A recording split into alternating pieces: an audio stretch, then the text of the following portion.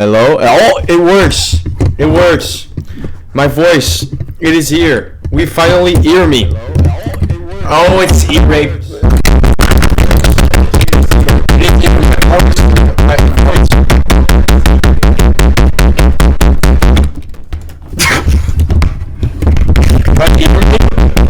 just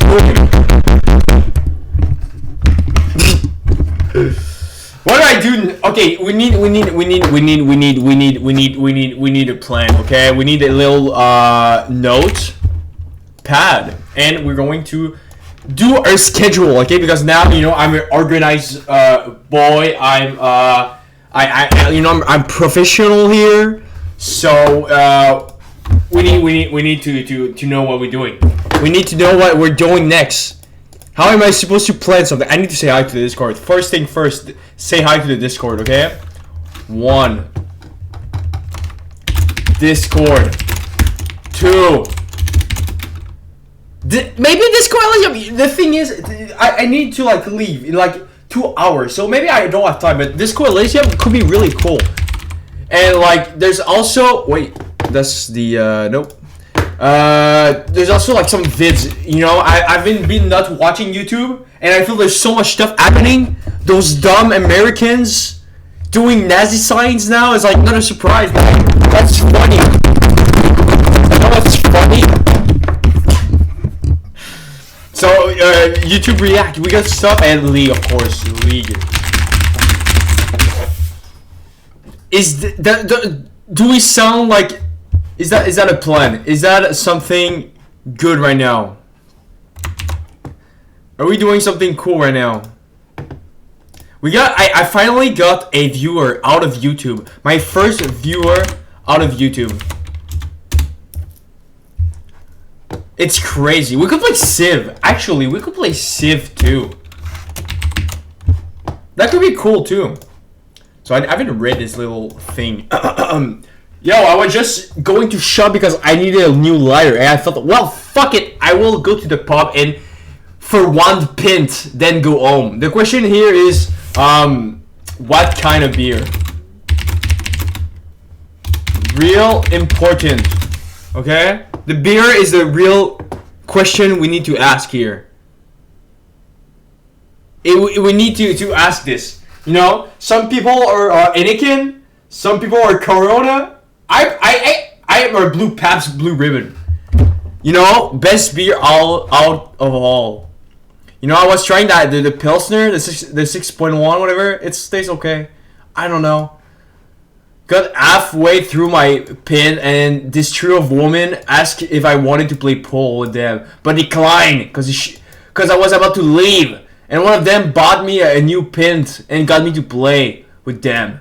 Then this old woman came with a flyer, so I decided to ask her if she needed help putting them up, so I did. Then I talked to the barman, asked him if he needed any help, and he pointed out the woman I helped, told me she was the boss, and asked her. So I asked her if she needed any help, and she said she liked that I just did that for no reason and my attitude, and they told me to come back the next day to show me around the place. And I have a trial shift on the way.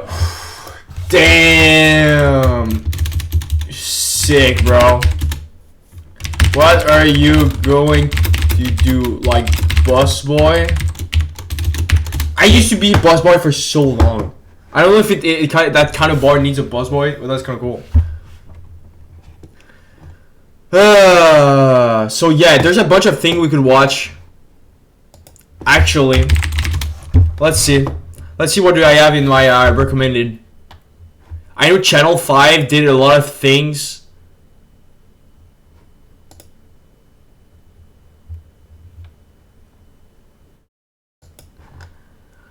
He's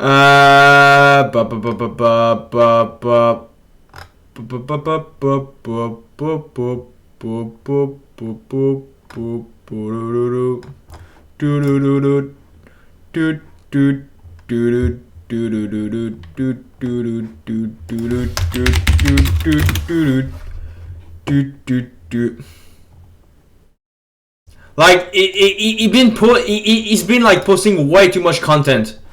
I don't have time to keep up. I feel I watched that one and now there's 4 vids.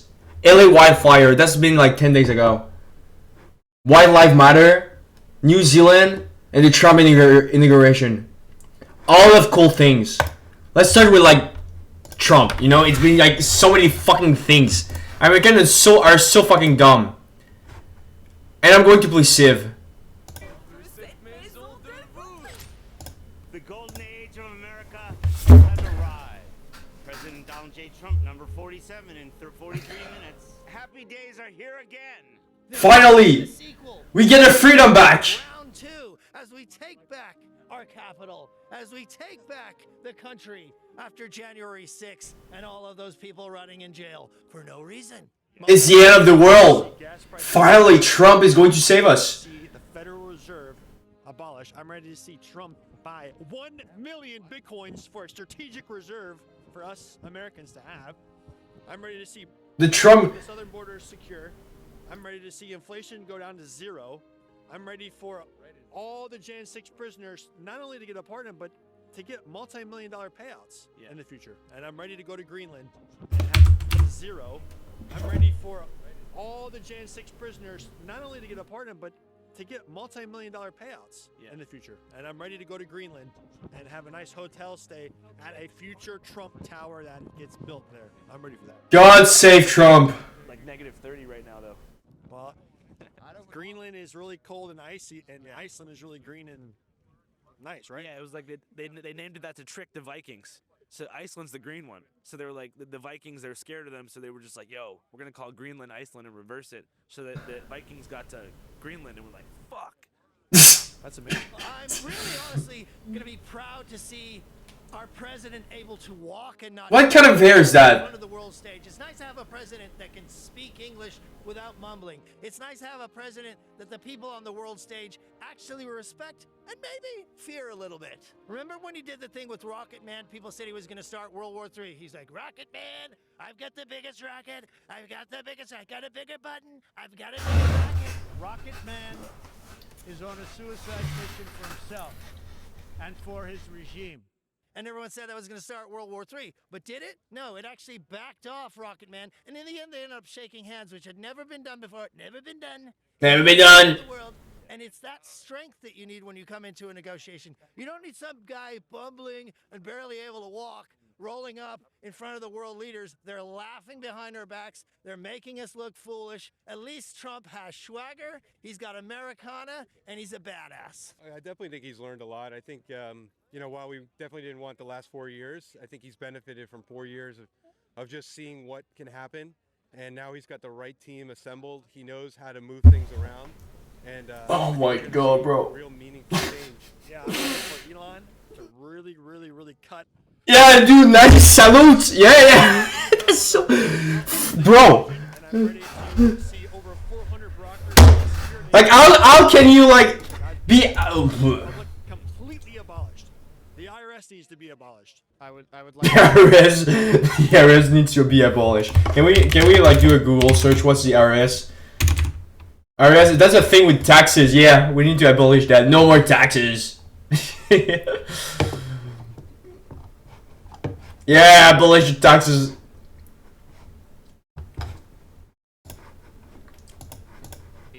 Department of Education gone.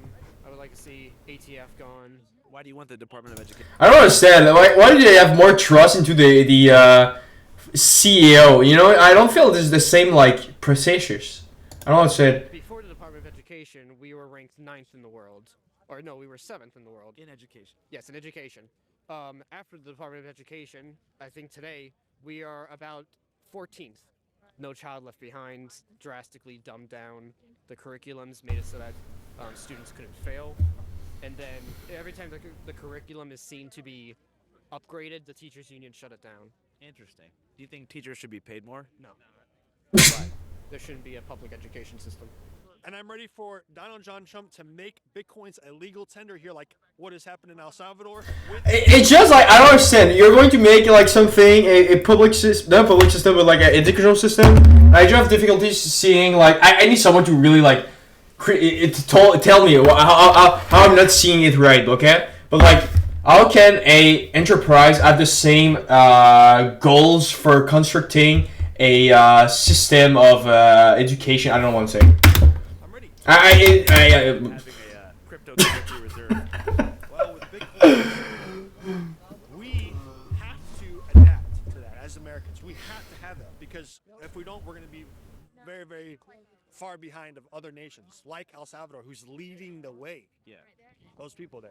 I guess it's just important to have market regulation when it comes to, you know, Bitcoin because of pump and dump schemes. Like, That's the thing. They're saying all the things I don't even know what to respond to. I'm like, okay, dude, that's your... Okay, I don't know what to say. It's like, okay, dude. Right, that's a huge problem. And like I'm trying to find myself into the dialogue somewhere I can like add a piece. I just have nothing to say. I just don't have any information to add. So it's like, yeah, I don't agree, but like at the same time, I don't know what to say. So it's like I'm like, okay. We have Bitcoins, they're incredible, and then we have all the scam coins out there. And there are so many altcoins that are just wreaking havoc. Like, why are people so into like Bitcoins? Why are people like so much believing in Bitcoin? I feel it's like such a small part of like the whole thing of the whole economy, but like there's so many like chuds like that are like, oh, I got Bitcoin, man. Trump will going to save us because he made a Bitcoin. Bitcoin is the future. I don't understand. I feel it's not complicated enough. It seemed too simple. After life, it's hard because you want to have a free market, but then the crypto world is just so full of scams. It's like you need some element of regulation. The truth. See some type of thing put in, and hopefully Trump can get it done. What do you think about this upcoming presidency, bro? I'm actually Cuban. I was born in Cuba. I came in 2011. First terms for Trump. Bro, I was watching Scarface. That's a good movie. De Niro had difficulties with his acting. Well, yeah, that's it. Cuba. He was from Cuba. Didn't really agree with him. Didn't really agree with the way that he spoke about immigrants, especially I was not citizen yet. I didn't think about voting on the second term, but something happened. I saw that Biden took like such a comfortable backseat during July 6th back in Cuba. I don't know if you heard about the situation. Tell us about it. So, I think it was 2022. There was a massive revolt all around the island. All the cities were taking to the streets, protesting that they were sick and tired. There's no food. There's no power. The government basically hoards all the resources, and instead of distributing them like they're supposed to, communism, they give it to like the people that were close with them, the agents. Like Venezuela. Like Venezuela, exactly, same thing. It was violent. The police were. There are videos of police breaking into like the house of one of the organization leaders. They shot him right in front of the family. You can see like the blood running. It's really sad. Dang. I was crying throughout that entire day. Like it was tragic. And how did Biden respond to the July 6th events? He didn't do anything. He basically said we're not gonna touch anything revolving around Cuba. We're gonna leave them to their devices. And there's a group of Cubans that today are gonna be having a protest in front of the White House. At the same time, am I crazy or there's also like the whole Cuba embargo thingy that the American put a while back and it's still there? That's a thing, right? Cuba embargo thingy. Against Cuba has prevented the US since 58. That's that thing. What did although Cuban trade embargo can only be ended by Obama administration took executive action to ease some restriction. Why is there? I don't even know why they put like I don't know why they put like a Cuba embargo in the 60s and 50s because communism. But like, why is it still there? Is it just like, oh shit, we can read the U.S. Department. Oh shit, that's so. What did they say? John Kennedy put the embargo. Okay.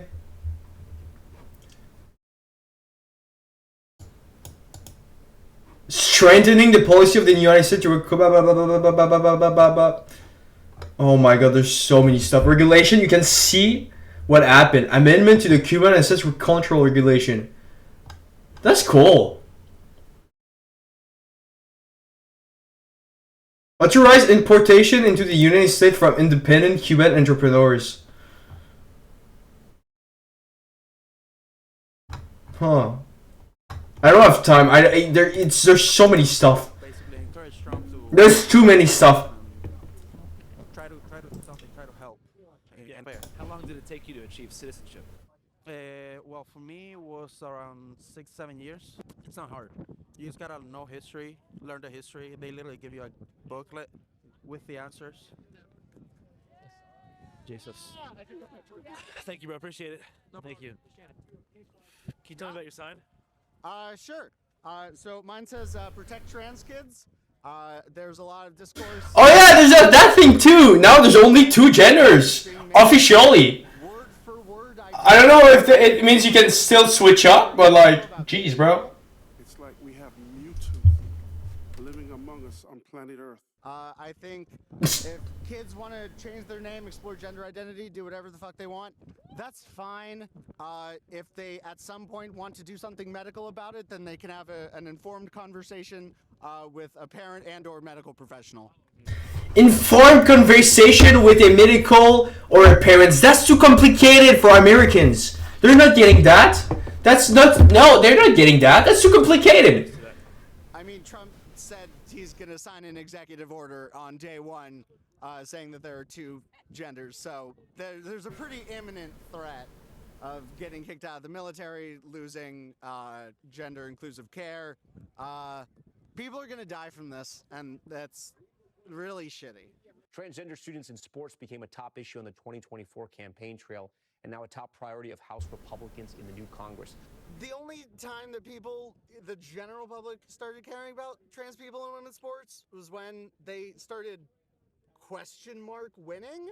Like, Leah Thomas isn't even, she's a good swimmer. She's not the best. Yeah. There's no epidemic of men going into women's sports and sweeping like that's not happening. Yeah. And also being on estrogen long term actually like weakens your physical abilities. And medical transition is often necessary to compete in women's sports for trans people. So like, hatred has won. Again, we touched the sport.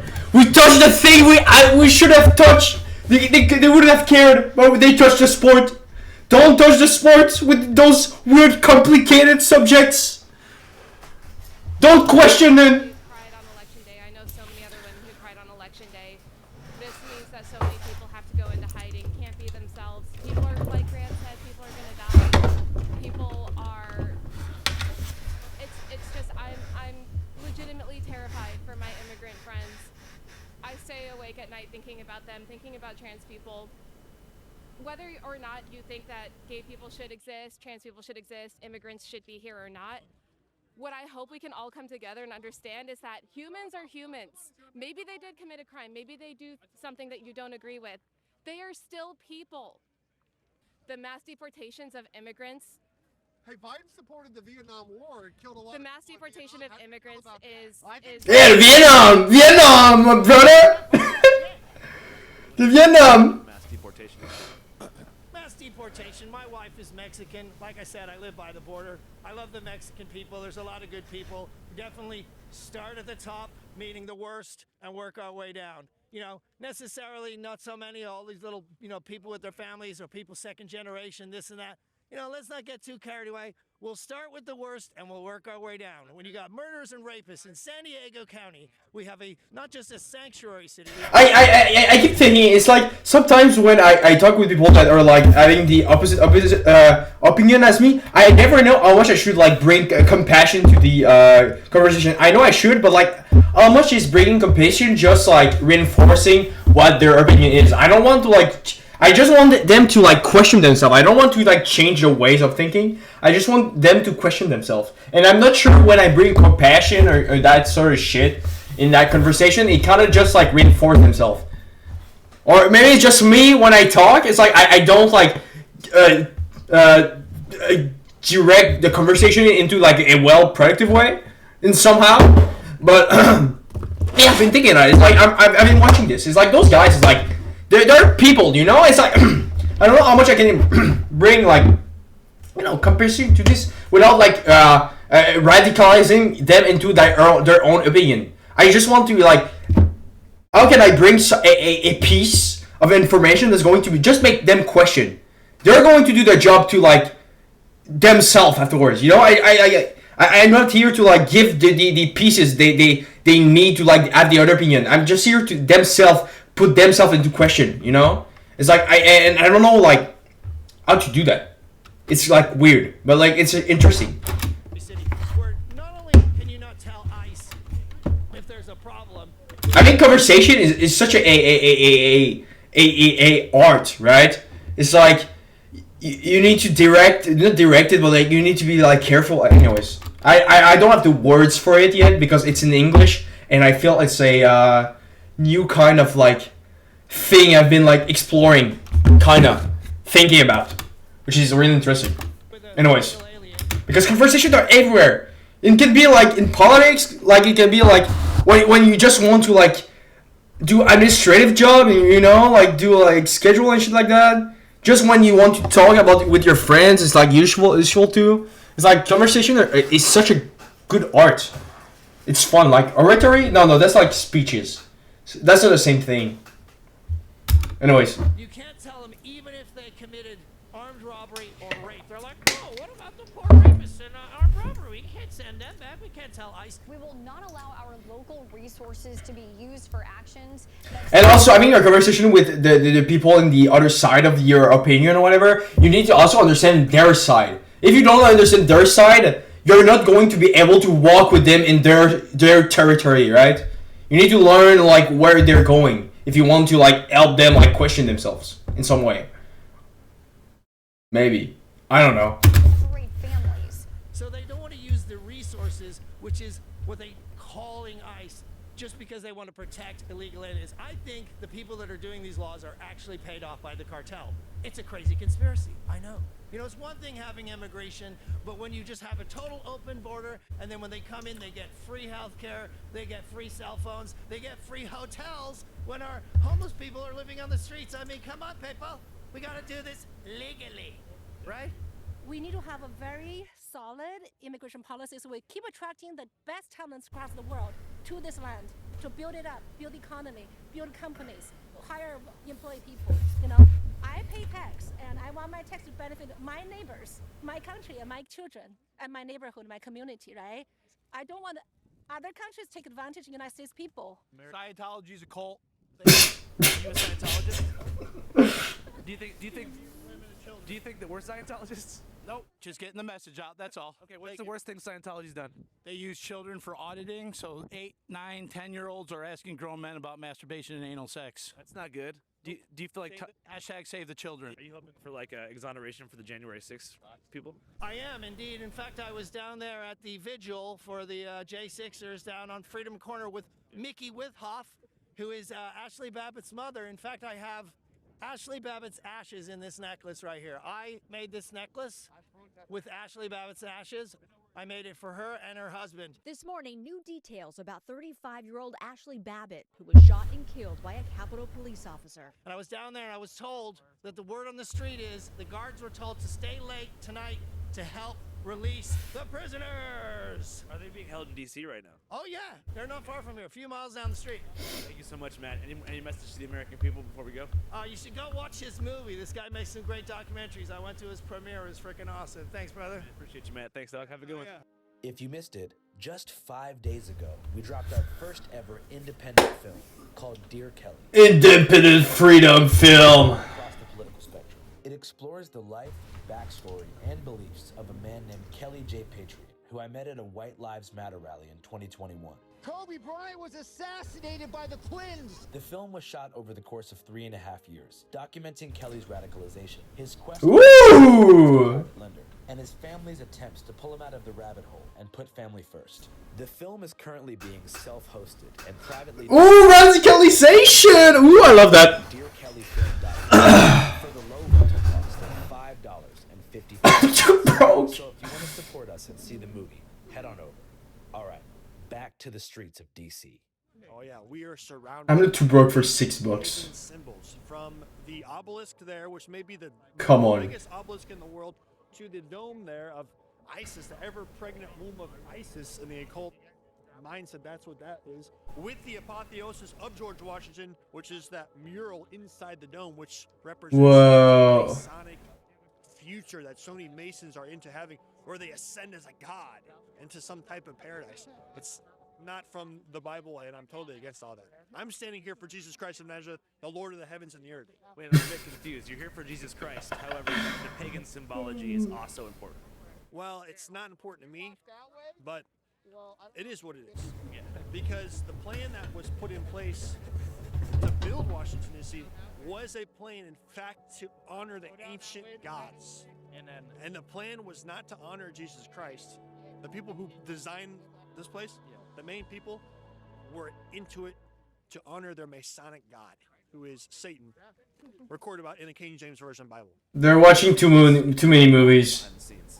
Obama was definitely a key player, but in my research, Obama is more like a manager in Satan's hierarchy. He's got the World Economic Forum, he's got the UN, he's got King Charles and the monarchy, Satan. He's got so many different groups that have extreme amounts of power compared to me. Yeah. Do you think that there's kind of like a second deep state forming around Trump? Well, just protect Trump from having that happen, God. Please help him not to make the same mistakes that he made when he was the 43rd president of the United States, God. And where do you get most of your... Hey, brother! Hey, Daniel! How you doing, man? He's in control of Jack Dorsey? Well, I did... I'm watching Channel 5, you know, the Trump inauguration thing.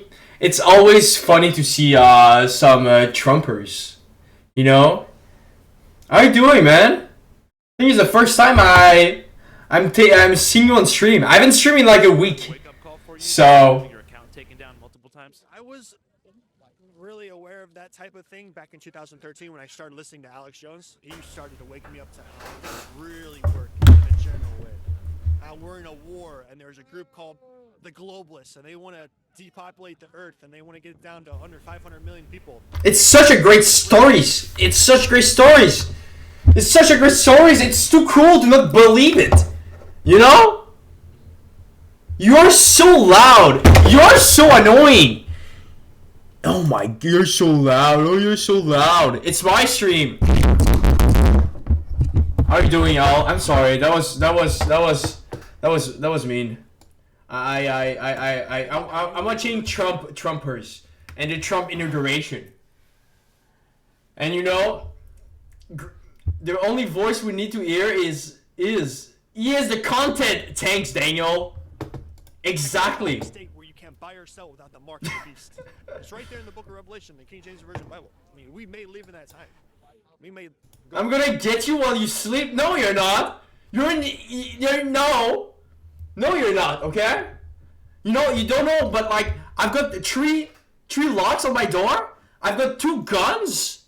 I'm good. Okay. You come here. You're going to eat some bullets, boy. Go through it. I'm ready to die for Jesus. I'm never taking the mark of the beast no matter what. What's the mark of the beast?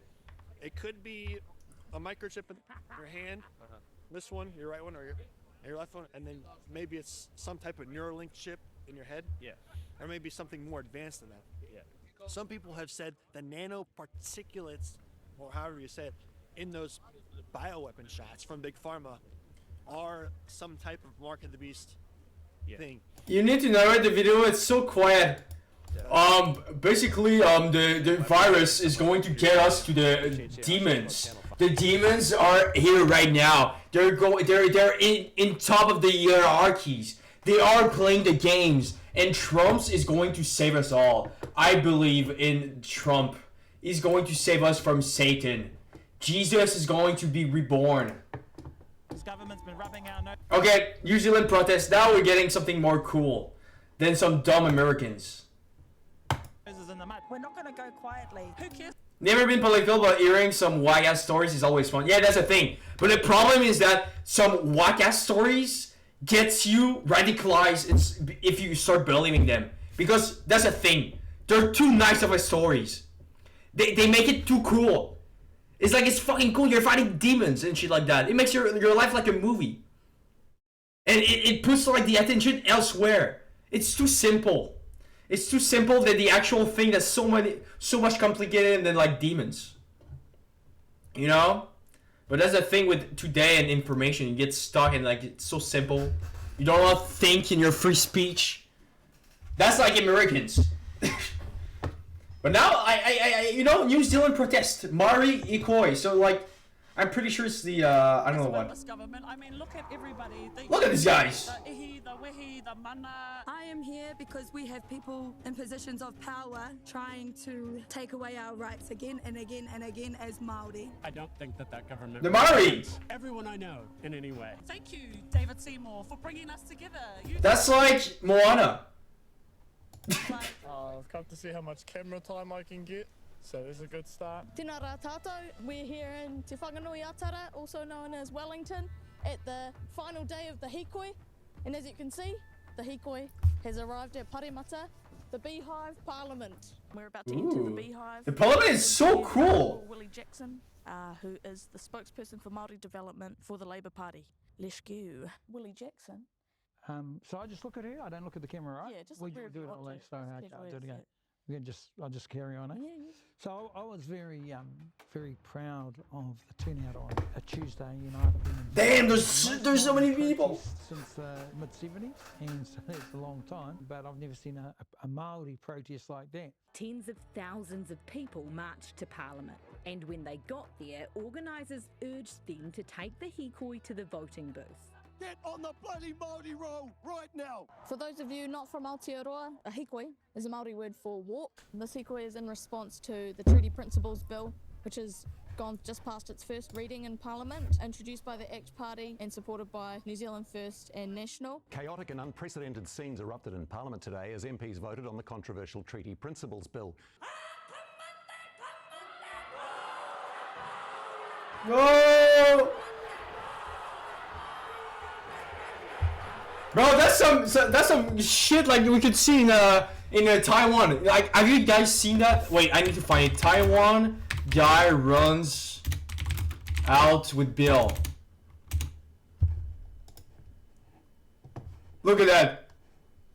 That's like playing football.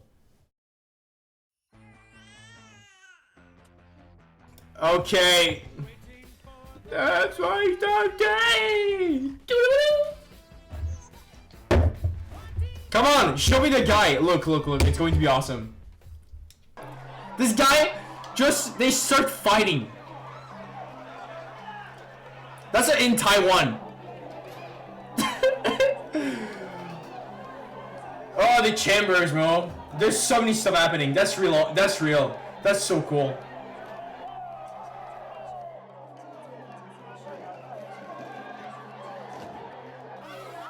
They're just fighting for bills. I want to see. Okay, I don't care. I want to see the guy that just starts running with the papers. I know in Taiwan they keep fighting all the time. Oh, wait, is it here? Oh, run! Run! Oh, he's doing it! Oh, touchdown! And he's gone. He just went with the papers. That's crazy. I think it was like a yeah, I guess in New Zealand they have like that shit. Yeah, bro. I think it was like a boss move, using art forms and expressions to convey a message right in the dragon's lair. I thought it was mean as. It's a cultural expression. It's a way that we can share whatever is going on internally, whether that's of the present day or intergenerationally handed down to us. The haka isn't just a war dance, it's actually a challenge. And the challenge was put out when this government decided to introduce this bill. And I think it's a very appropriate response. It's challenged when people are That's the thing. It's appropriate in their culture, but the fact it's like the outside culture kind of see that as like something like dumb. You know what I mean? That's the thing. It makes so much sense if you're probably into the inner culture, but when you're from an outside perspective, that shit is probably like triggering you or something. You're like, no, that's not the thing you need to do as the bigger culture. Blah, blah, blah, blah, blah. I don't know. When it's at The rugby, we love it. It's a badge of identity for Aotearoa, for New Zealand culture. When we're at birthdays, it's viewed as being a proud moment for the person we're celebrating. When we're at graduations, we're proud about our descendants who are walking that line with their new degree. But as soon as we do it, when we're challenging someone, it's inappropriate and it's not the right space. This whole haka thing is just silly and embarrassing. Hana did a great job. Oh, Māori is that's very embarrassing. You couldn't do that. And that was It's not like you can really do much with them papers. No, but the thing is, they can push the time. They can make it like it's going to take more time before the sign. It's 1 hour more. exactly the It's 1 hour more away from the signatures. place to challenge this bill. My name is Andrew Callahan, and you're watching Channel 5 News. Let's talk about the new bill being proposed in New Zealand, the Treaty Principles Bill. The bill basically seeks to define or redefine the principles of our constitution, Te Tiriti o Waitangi, so that all New Zealanders may have equal rights. Also, that's what ACT says. The bill was introduced by a conservative party called the Association. Wait, I don't understand how it's bad. Everyone is right, so they can like. Or the ACT Party. They only have 11 out of the 123 seats in Parliament. But Yeah. they have a lateral coalition with two other parties, the National Party and New Zealand First, giving them a collective 55% parliamentary majority. This coalition is referred to by many of the Maori people as the three-headed Taniwha. The three-headed Taniwha. Three-headed Taniwha. A derogatory term aligning the coalition with an evil mythical serpent-like creature, The three-headed snake. which would be legal to handle in the American state of West Virginia. But moving on, the coalition is currently pushing forward on something called the Treaty Principles Bill, which would redefine the rights given to the Maori people, as they're defined in the Treaty of Waitangi, an agreement signed between the British Crown and the Maori people in 1840. It was signed during the British colonization. Look at this picture. How cool is that? Signed between the British Crown and the Look at the Maori picture, but like, 1840. look at that. There's such a vibe. Look at those silly ads. Huh? What is this? Why is it? They look like they're so silly. It was signed during the British colonization of New Zealand, entitling land rights to the Maori, or so they thought. Back in 1840, the language barrier was pretty intense, and the Maori didn't have an exact term for the word sovereignty, so the British Crown wrote Kawanatanga, which translates to governance, the right to rule, not the right to own or take land rights away from the Maori. Yeah, so never ceded, the whole phrase is never ceded sovereignty. Oh shit! No way! The way you interpret a word means two different things between those two cultures, which is that's interesting. Technically right. And then the far right, which is the ACT, they're saying, well, the treaty doesn't say anything about you owning anything. In fact, you get nothing. 2 years after the treaty was signed, British Army... One side can say, no, governments mean that. And the other side can say, no, governments mean that. And all the fights come, I guess, from, in part, that. Which is kind of cool to think about. To invade and acquire Maori land, hectare by hectare, in a 30-year conflict called the New Zealand Wars, or as they're called in Maori, Te Siri Pekeha, the white man's freakout. Much like in the United States, colonial powers forced young generations of Maoris to assimilate, with the goal of language death and the eradication of oral history. No native language to be spoken at the school. They have to scrub our mouths with soap, or we get a paddle. But it didn't really work. Put simply, there were too many Maoris and not enough British people who wanted to live in New Zealand. If you want to compare demographics, in the US today, approximately 2.9% of citizens claim Native American ancestry, whereas in New Zealand, 19.6% of citizens claim 20%, damn. So in 1975, they were able to rally together and get something passed in Parliament called the Treaty of Waitangi Act, which changed the game entirely and led to a wide-scale reparations program and the establishment of a governmental tribunal to investigate any and all claims of the British Crown violating the treaty. And if you had a valid claim, you could get the land back. Since 1975, the Maori have reclaimed land rights over 1.5 million hectares. The people within politics are just like silly, goofy guys. Yeah, that's the thing. Politicians have such a dumb ideal, you know? I'm not there to trust my politician. Even if he's on my side, I feel they're like so... They don't seem fit to govern, you know? Some people do, like I'm not saying. There's some politicians that are really like putting the ideal on the table, but like there's so many politicians that they're like so bad. They're so bad. Like, how are these guys going to decide how a country is going to govern themselves? It's so. Roughly 6% of they're too silly. The problem is, much of that reclaimed land and land that's soon going to be reclaimed. They're too silly. I don't feel they have like the values to like govern like so many people too. It's like you're playing with the life of people, right? When you're a politician, you're supposed to like push what the life of your people is supposed to be. And I feel they just don't seem like people that will be there. They like to like, you know, they don't feel like models to me. You know, I feel like if you're going to govern the country like that and push what the people should be, you should be like, I don't know, man. I don't like politicians. I feel they're all fucking dumb. Is rich in natural resources, and if they have no like real like value, I don't know what to say. I feel they're stuck into the conflict or something. It's like maybe that's why all the politicians are stuck in the fucking conflict, and because of it they cannot like really improve what it's all about, or I don't know what. We've learned anything from I make no sense. I feel like I'm saying a bunch of words that have vague signification, but like. Here in the U.S., it's that anytime you pair indigenous people and natural resources, there's going to be an army of lobbyists, paid-off politicians, and energy corporations coming in hot, trying to figure out how they can take it from them. Which brings us to the bill being protested, which suggests that the treaty itself and the reparations program. Like, he just said it. The politicians are so stuck inside a system that makes them, like, weird like they are. There's so many stuff to deal with. And I don't feel they have the... I don't know what to say.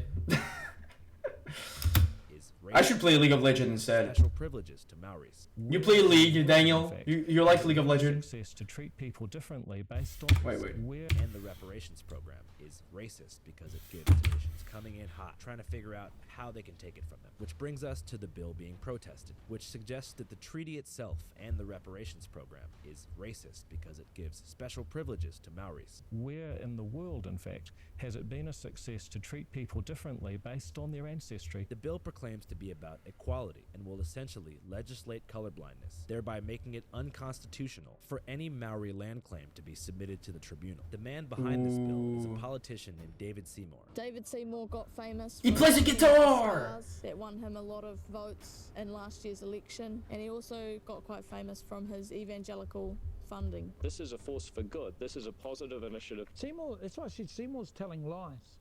I have no problem saying that. You are a lie. Apologise for that last statement. No, I can't do that. He's trying to change the treaty. Don't kid us about what you're trying to do. You're trying to change our constitution. 50 years of how we've been working. Of course we're upset. If they dared to pass it, they wouldn't be able to manage it. You would not be able to manage it. And Jenny Shipley said the other day, it would be a civil war. They are the only government that has ever had the audacity. That's the thing, politicians have like so much to manage that I feel we're at a point it's impossible not them to slip into like weird stuff like we see in the US. You know, maybe that's a good thing to maybe that's a good thing. Maybe the politicians have like so many stuff to manage, and that's why they slip, and you get like dumb stuff like in the US. But if my laptop could handle it, I would absolutely play League. The caucus. Nice. To try the shit. You don't want to get into a fight or war with us, because our people will activate. Especially when you're trying to mess around with a history, a document that's, one of the founding documents of New Zealand. They've got real trouble on their hands if they do try and fuck with it. And when he masked everything with this is about equality, about democracy, that's how he loves to do it. But democracy doesn't work well at times for Indigenous people. You have the what we call the tyranny of the majority. Basically, this is a really deeply racist and white supremacist group of people, and they're working with a whole lot of support. And we've seen Hobson's. Everyone is dumb. Everyone's using big words. Everyone is using big words with big emotions, so the other side just go inside of them even more.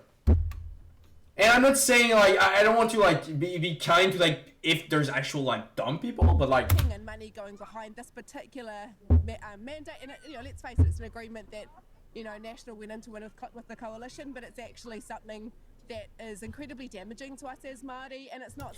Like when you take the left, they're going to use like concept like white supremacy. What does it mean? Your average dude. He's not going to understand what white supremacy means. And it's such a word without nuance. Again, it's too simple. How can someone able to like... something that any of us should have to be taking up time doing? I don't know, man. Him and his right-wing rednecks waffle on about equality. It's actually racism and prejudice against Māori. That's what it is. And we need these rights because we're trying to close the gaps in terms of what's happening to our people. As shown at yeah, of course. Many people think that David Seymour is using the facade of democracy and equality to diminish the role of Maori in the government, which could be corroborated given the fact that he just introduced another bill called the Fast Track Approvals Bill, which would allow offshore mining companies like Oceana Gold and Trans-Tasman Resources the ability to receive fast-track approval from Parliament to begin gold and coal mining projects in Maori lands and wildlife conservation areas without having to consult Maori political leaders or environmental protection boards before they get cracked. Capitalism. There's gold in them there hills. Gold in Kiwi future. It's all about mining in the national estate. Well, the Fast Track Bill takes away every environmental protection that's ever been laid in place. You see with the deep seabed mining, for example, where the Supreme Court has overruled the Ministry of Primary Industry and basically said that you can't do the deep seabed mining because it violates the treaty and it violates the Resource Management Act and this, that, and the other. I mean, for fuck's sake. It's a dolphin and a whale sanctuary where they want to do this stuff off the coast of Patia. And they'll just rip up the ecosystem and suck it up in a machine. So what they've done is done 139 projects where there's no review. There's nothing other than three ministers who knows absolutely sweet fuck all about environmental resource management or economics for that matter. And they're going to be deciding these projects that they pre-approved through the fast track. There's only one way to go forward, and it is money and productivity. Everything is going to be fine at the end if we get the money. They're going to gut the treaty as well. Yep. And I just say, fuck them. The thing that transcends all of us in terms of race or whatever is our fight with what's happening with the environment. It's about our land and our water. And if we can't get past this, there's going to be a force much bigger that none of us will ever be prepared for. It would be the worst legislation ever because what Seymour is trying to do is remove the obligation to talk with Māori. You do that, then there's no obligation to talk to Ngāi Tahu or anyone in terms of resources. They just want to get rid of the actor. They're like, those Māori are always getting out of our trajectory to make money. Get them out! That's why we needed the treaty. They don't understand the real value of money and what it does. And the recognition from the courts, and he wants to totally remove that obligation. He makes me or something like that. Message for David Seymour? Yeah, lay off. Damn. That guy. Waste the space, that guy. I would really like David Seymour. Go off, white boy. To go home with his marae and pick up the tea towel. And do you have a message for David Seymour? Oh, look, just go away. This is a divisive, time-wasting, insulting action that New Zealanders don't want, both Pākehā and Māori. David Seymour, hoki mai ki te kāinga. We all know he's a proudly Ngāpuhi, and we favour him very much. He's a great uncle.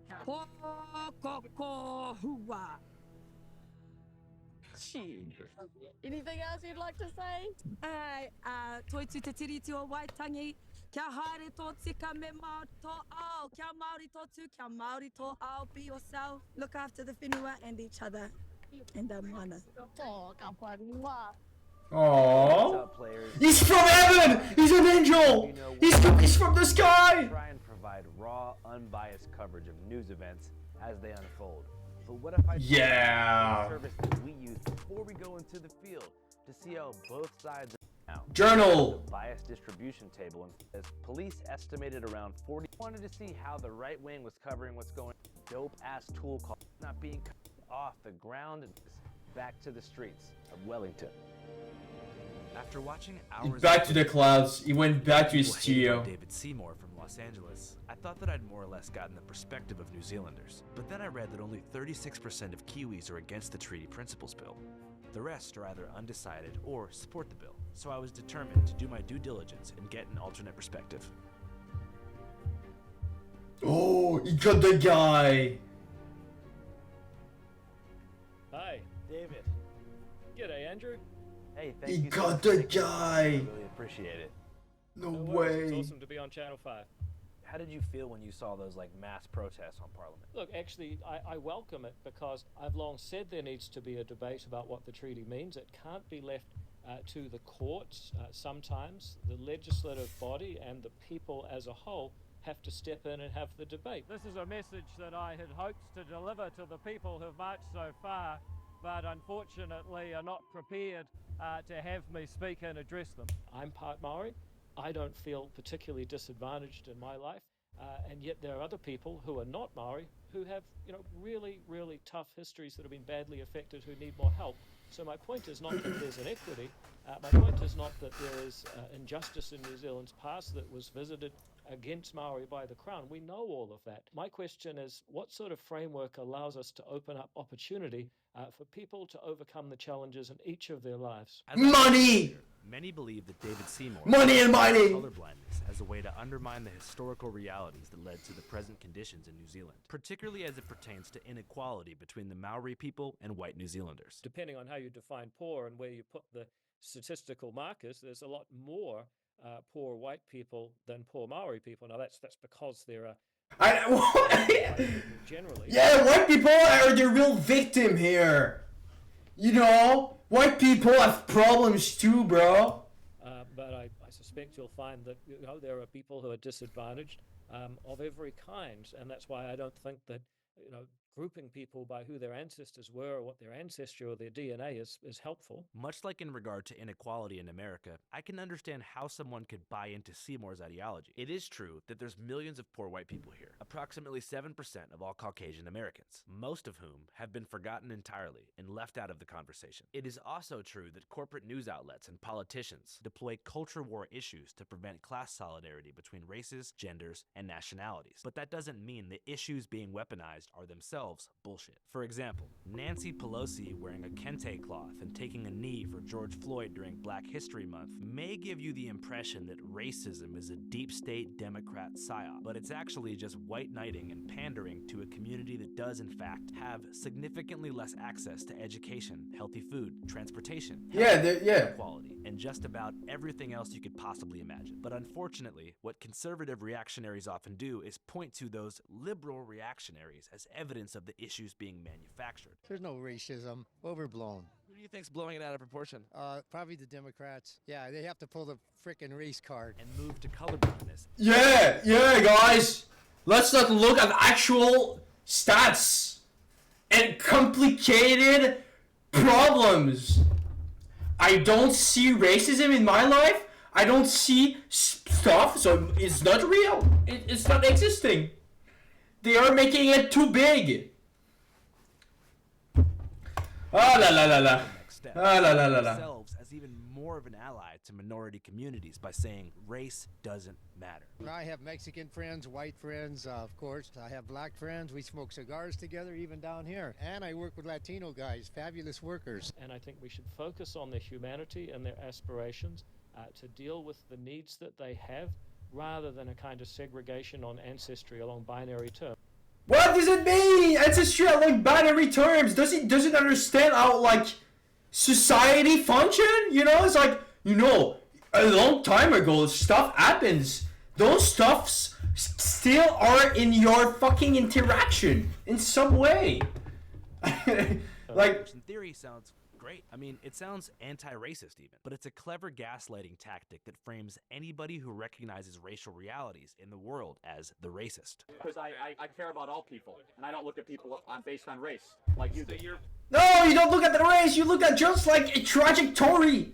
You know, you don't have to look at the race. You're like, you know, some culture or like having other trajectory into time. And those trajectories are not parallel or at the same place as other trajectories.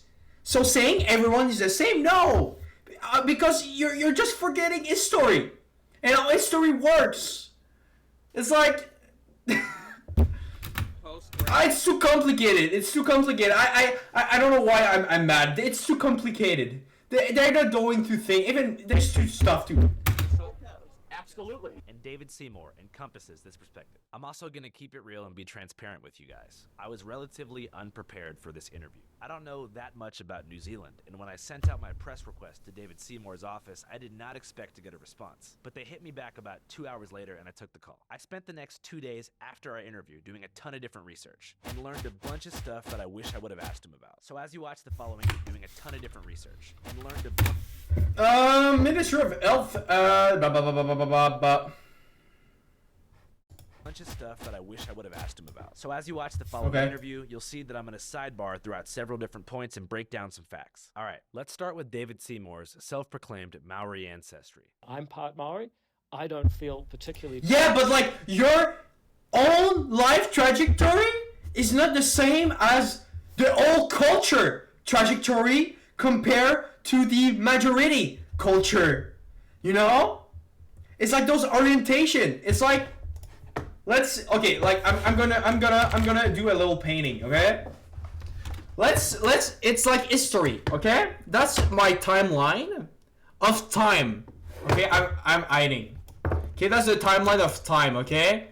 Let's use the example of New Zealand. I have no clue what the story of the Maori and the role of the government, but I'm going to like offer just a thought, okay? Thought to think about. So basically, imagine that the orange line is the Maori, okay? The Maori were going so well. Then the British just came through. Bam! That's the first time they met each other, okay? You know? War. You know, like if those guys were there, we agree that they were going to continue that line, right? It's going to grow that line. But because they kind of like match together, now their trajectory is different. You know? Bam! British arrive, they do a bunch of dumb stuff to repress the indigenous. Let's say that in the 60s they finally get some words out, okay? Finally the Maori are still able to kind of go back to it. But at the same time, they still like, you know, that's today, there's still like a difference. You know, and there's still a difference. And that difference makes a lot of people, for the people that are still like living through that culture, you know, compared to the people that live through that culture. And if you take one specific trajectory, let's say the guy that's like doing dumb proposal for money, this guy is probably like half Maori, and maybe he was like that, but like maybe now he's here. Maybe his life is like went well, you know, but like it doesn't like it means the old culture is like him. Does that make sense? There's like there's two groups here, two cultures. I'm just trying to say that one culture has way less problem than the other. And if you want to think about history, but that's too complicated, I don't know what to say. Disadvantaged in my life. This subject has been a major point of contention in New Zealand. David Seymour's a disgrace. He uses his Māori whakapapa to weaponize against his own people. According to an interview David conducted with the New Zealand Herald, he figured out that he had around 5% Maori ancestry. 5%! Years old, after his great-uncles did a genealogy project and discovered that their great-great-great-grandmother was a Maori woman who married a Scotsman named Stephen, which in the eyes of his political opponents makes him not Maori. Oh, for goodness sake, David Seymour discovered his Maoriness. It's 5%. That's what I mean. David claims this criticism is offensive, stating, "I don't think it's right to tell people they're wrong about their identity, just because they don't live it the same way that you do." I grew up in the north, a town called Whangarei. Whangarei is one of the places that has one of the highest Maori population. I went to a school that was predominantly Maori. What about your home, buddy? What about your home? Do you speak it? What about your parents? I enjoyed that time in my life. I believe it's important to clarify that David is not referring to Auckland University, where he attended in 2005, when only 7% of the students were Maori. Nor is he referring to his high school, Auckland Grammar, where the current percentage of Maori students is roughly 6%. So what that tells me is that he must be referring to his years at Rauamunga Middle School. There's no demographic breakdown of that school. But during middle school, I was with a lot of Maori people, so I'm Maori. To be fair, the rest of my life though doesn't count, but the time I was in middle school. Area is roughly 60% Maori, so it's possible that for between 2 to 3 years, David attended a school that was predominantly non-white. I'm assuming the between 2 and 3 years to that time. Don't forget that 5% in his blood. A lot more relaxed, and there was not nearly the level of, formal division or, I guess, prickliness or awkwardness about race that has emerged in recent times. You don't understand how it works, bro. Non-white middle school in the U.S. I agree. You only talk money. You don't talk about race during that time as well. But probably because we were all in 7th grade. Collectively, our priorities included Halo 3 multiplayer, Lil Wayne mixtape releases on DatPiff, and securing Odd Future concert tickets. There were no racially charged, intense conversations, but as we grew up, those began to happen. But if my only exposure to non-white people was MSOCs, middle schoolers of color, I could see myself maybe 10 years later seeing a BLM protest and thinking, what the fuck is going on? But activism was still going strong back then, I just didn't see it. Anyways, back to the interview. Don't you think that a higher Maori prison population... You're not going to get socialized into a old culture for 2 or 3 years. That's not how you get socialized. That's not like you're not going to get enough contacts with to get socialized and understand the intricacies of the old thing. It's like me saying there's like economic disadvantage. I think there's a couple of reasons for that. One is that being imprisoned is generally something that happens when you're younger, and the Maori population is younger. It's something that happens when you're poorer. You think it's because they're young, or because of other stuff? Again, is he putting that too simply? Oh no, it's because they're young. That's why young people go to prison, not because they have problems or I don't know what. That is also true. But these are averages. Men are taller than women on average, but that doesn't mean that every man is taller than every woman. And once you start saying, there are more Maori in prison on average, that's true. But again, it's not a good way to categorize people because if your primary No, it's not the right way to categorize people because you don't understand how it's not that simple. Someone's ethnicity. I would say, look at it. That's a thing with politicians. Is that guy supposed to be the guy that runs our country? He's supposed to represent what humanity is supposed to be? That's sad. Poverty. There may be other ways to solve these problems than racial categorization. As an it's not racial there's almost no way to break through a colorblind gaslight shield without killing the vibe, especially when the person. It's like dealing with your parents. Recognize data like it's like dealing with parents. Comedians as being legitimate. So I figured I'd pivot the subject of our interview. They try their best. They try their best. Treaty Principles Bill. What can you tell us about the bill for starters? The bill seeks to define the understanding of our founding document for modern times as being a document that gives New Zealanders equal rights, not unlike the American idea that we're all created equal and have inalienable rights. Over the last 40 years, which is relatively recent in the history of the treaty, the courts and a body called the Waitangi Tribunal have progressively defined it as a document creating a partnership between two races, and that has manifested itself as policies that separate people's right to sit on certain boards and committees and be consulted on things depending on their ancestry. For example, some government departments have 2 chief executives, one Maori, one non-Maori, to represent a kind of avatar of this partnership. We had co-governance of municipal infrastructure where you had people who were appointed by local tribes and people who were elected democratically. So all of this happened over about 50 years. Starting in 1975, there were court cases and so on along the way, and then policies that were designed to really represent that principle in practical terms by literally having, a place for Maori and a place for non-Maori within public institutions. You asked about that haka on the floor of Parliament. I think that, in a sense, really captures what this debate is about. Somebody makes a rational, debating point about what our founding document should mean, and then someone else tries to get up in their face and take away their right to speak on equal terms instead of staying in their seat and making... Okay, the thing is, how much is there equal terms? How much could we really say that they're really at the same place? That's the thing. It's like the right is like, no, we're at the same place. You guys are like delusional. And the other culture is like, no, bro. See the stats or whatever. It's like, that's a cool drawing. What if I do something like that, and I rotate it, and I put it like here, and I put the second one here.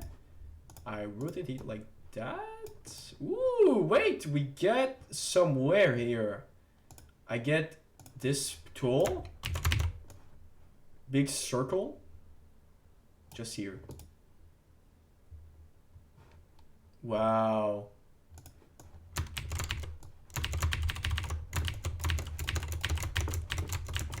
There we go. Debating points in response. Now, I'm not saying you have to agree with me. To be really honest, I don't think it matters if Maori arrived here 1 year before Europeans or 100,000. This is my little schizo stuff I'm seeing right there. What? What do you mean schizo? I'm not crazy. I'm not crazy, Al. I'm not crazy. I think you're the crazy one, okay? You don't understand how this is a sign from the angels. The demons are talking to me. I think you're the schizo one here.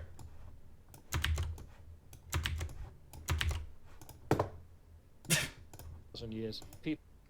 Super Driver Challenge 75 completed. We're going to get it. We're going to get it. It's going to happen. The full stream is going to. I'm going to contribute. I cannot. We need 1,000, and I'll do the full stream. The 3 hours full stream. It's coming. The people are waiting for it. I'm for the people here. I am for the people. I will deliver. Only 24 hours left. Okay, I'm pretty sure we did it. Because I know a bunch of people paid for it. Because I wished it could be like indefinite. You know? And I can't do more than 2K. Okay, next time I should like do the it's less expensive. Social points. You guys are so social. Look, it's so dumb. I need to extend it myself. What do you mean something went wrong? Here we go. Yeah, I should add those more. It's just like the duration. I keep need to put them higher. But we're there. Maybe Daniel has enough points. I don't think he's had enough points yet. People will say that Maori are somehow different because they were first. It's just pretty hard to make a society work when half the people are said, or well, 80% of the people are said to be guests in a foreign country. Regardless of race and ancestry, New Zealand... It's not about being guests. Now it's like they all have to work together. And like that 20% is still there. You know? And it's like, it's more symbolic at this point. It's like, you know, you want a great society? Symbolically, like, make it like the history of the land is there and shit like that. I don't know, man. Have you seen my drawing? I'm gonna send my drawing to this guy. Are united in one thing. They're all... How you feel that Trump's gonna take over your country? It's not going to take over your country, okay? The thing that Trump don't understand is that Quebec, it doesn't matter. It's Quebec. I feel if I was Canadian, it would be different. No, how it feels to be like invaded by Russian, you know? How it feel to be like stuck there. Trump is gonna die in a year max. Yeah, that's my guess. He's so hated. Like even if half the country kinda like likes him because they're dumb Americans, the other half fucking hate his guts so much. You're gonna kill him? No, Allah's not going to kill him. You guys are stuck in Europe. With that's going to happen. And like, bro, have you seen that Elon Musk? Like, he did a fucking Nazi salute. Ain't no way he can be that dumb. Like, living in a country experiencing an economic This crisis, goes much back. like in California, inflation, high cost. My take is I'm going to do what Claro told me to, okay? I'm not schizo. I'm not schizo, okay? But I'm going to do the witchcraft on Trump, okay? Noted. I'm going to do what Claro tells me to do, okay? If you want witchcraft on Trump, that's what I'm going to do. Cost of living. Can we see back again that Taiwan guy that just left? Look at this guy. Look. Look. Oh, he's running! He's running for it! Oh, shit! Oh, he's doing it! He's doing it! Oh, the bill is not going to get passed! Oh, he's out. Oh, he's out.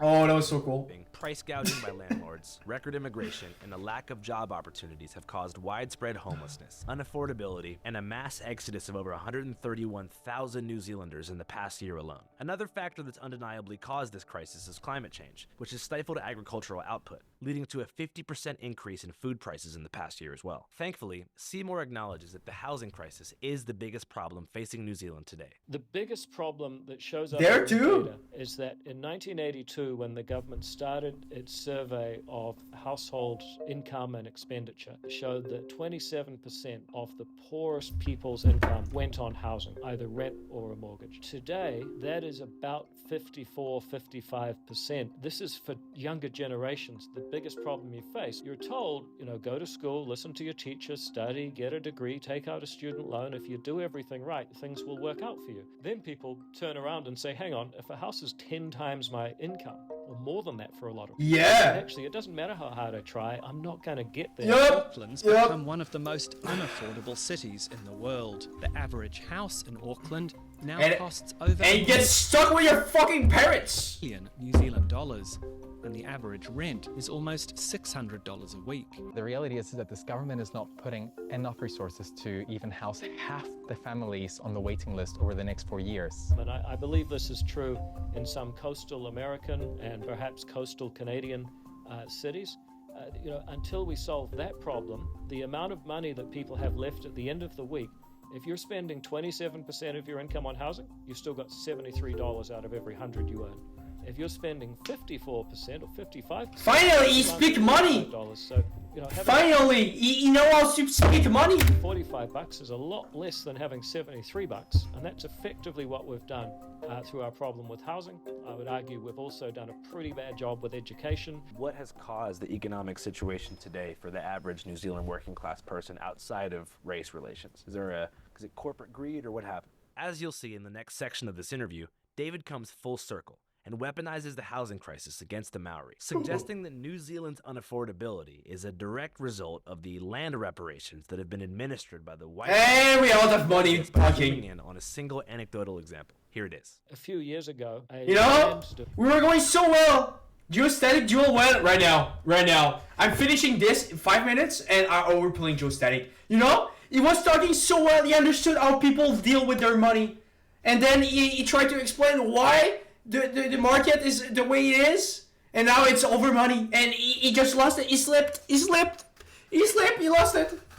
Development called Ihumatao was supposed to have quite a few hundred homes built on it in the south of Auckland, something that we really need. There was They don't know how to do interdisciplinary thinking. Who occupied the land and said this must be given back. What eventually happened is that the government caved and bought the land off the developer and said that it would develop the land itself. Now, 5 years later, no homes have been built. And that, for me, is a really good illustration of the choice we face. We can either spend a lot of time arguing about identity and the past, or we can actually build some homes, including that would benefit a lot of the people who were protesting. Yeah, money. What Seymour is saying is sort of insane. The Maori people have been given back less than 6% of their land, mostly all land in the deep North Island. in relatively impoverished areas where only Maoris really live. But it starts to make a little bit of sense when you follow the money. New Zealand has a similar class structure to that of the US. The bottom 40% of the population collectively possess less than 2% of the country's wealth,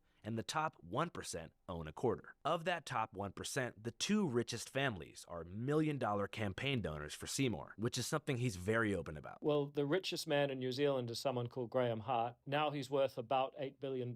So the second richest family is three guys who grew up, I think, on a farm, two guys and a woman. They formed the toy company Zuru, and actually I think they've just overtaken the other guy. So, as someone whose job it is to raise money for a political party, and it's a matter of public record that money folks have given money to... Money is the way to go! After hearing this, you might wonder, why the heck would the richest billionaire families in the country be supporting a candidate whose platform primarily runs on discontinuing land reparations for the Maori people? What do you mean? Why? To economically impact their bottom line. Well, as usual, it's about natural resources. At the protest earlier, a lot of people had a lot to say about Seymour's fast track bill, which has already been passed. So I'm curious also about the fast track bill. What's going on with that? The fast track bill is a bill that allows people to get rapid consents to do projects that are deemed to be regionally or nationally significant. That's the thing. It's like, I'm gonna stop, but like they have their framing. They're really good into their framing. Like, for example, he's probably really good with money in economics. But when it needs to explain stuff that's like outside of economics, that's when it slips and it gets fucked up, and they get into like those dumb stories or whatever.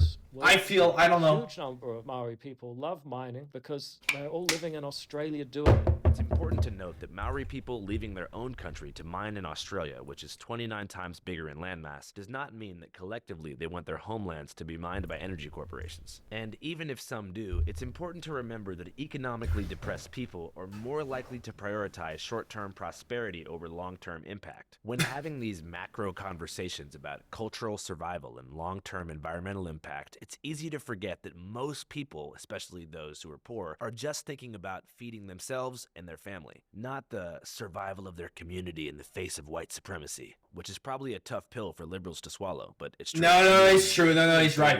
He's right. I think those problems, being able to think about the macro, like you said, problems about the world is such a thing you can afford when you have the basic stuff you need, Yeah, that's so true, And children every day to survive. Doesn't mean they're in favor of organ harvesting and child trafficking, but I digress. Before the fast track bill was implemented, the Resource Management Act mining companies to follow. You forget the people that can't even like buy the basic things. And that in turn becomes an effective veto if they can't get. But at the same time, it's not a reason to not talk about the macro stuff either. The macro stuff should be like put on the table, but at the same time, it's like. Is there a reason to like forget about the rest too? Both needs a place, but that's too complicated for politicians. Significant and beneficial project. 2 of the 3 iwi in the area are supportive. 1 is not, and he's had a 4-year delay on the project. That is unfortunately quite common. So going. Troy and Wayne ready. Okay, I'm almost done. Dancing with the Stars. Was that a random thing that happened for you, or did you always know you had it in you? I'd absolutely tanked in the 2017 election. It was the worst result my party had ever got. I thought I was stuffed, and I got an email saying, we'd like you to be a contestant. So I just thought, least regret stage. Oh, it's so good! Going in a live televised celebrity dancing contest, or am I going to regret not doing that? I absolutely loved it. And I think it probably helped my political career because it allowed a lot of people to see a guy who was taking a bit of a beating. I mean, I was the worst dancer by far. That's not in dispute. But I got up every week and made the most of it. And we raised a lot of money. I think I raised about $70,000 for charity. So that was really cool. So do you think, like, what's the probability that the bill actually gets passed? Is it kind of like an infancy stage right now, or are we getting close to the finish line? I think there's a chance that in a few months' time, the bill will come back and the people in Parliament who say that they're opposed to it will change their mind. But I prepare for the possibility that they don't. Channel 5 Live!